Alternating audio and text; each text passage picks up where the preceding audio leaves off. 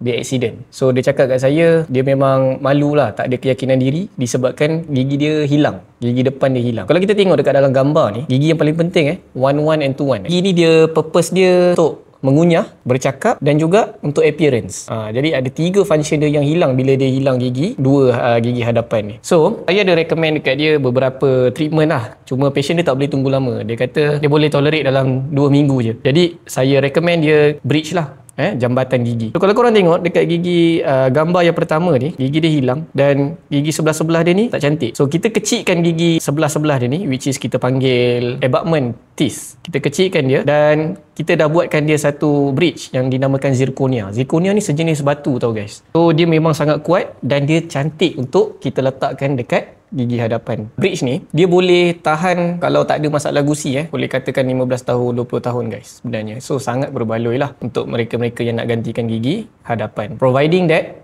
you punya gusi sihat lah dan bersih. Dekat sini juga apa yang kita tengok, dia punya bentuk gigi very masculine, petak. Sebab dia request macam tu kan, baru dia nampak lebih masculine. Kalau contoh perempuan, kita akan buatkan dia lebih rounded lah. Macam ni kita ikut color dia, color gigi asal dia, dan bentuk kita buatkan a little bit masculine. So you tengok lah before and after, memang sangat berbeza. Patient pun yakin, patient sangat happy, doktor pun happy. So kalau korang nak gantikan gigi depan yang hilang dengan bridge, korang boleh DM, nanti staff saya akan melayani anda secepatnya. Okey, terima kasih.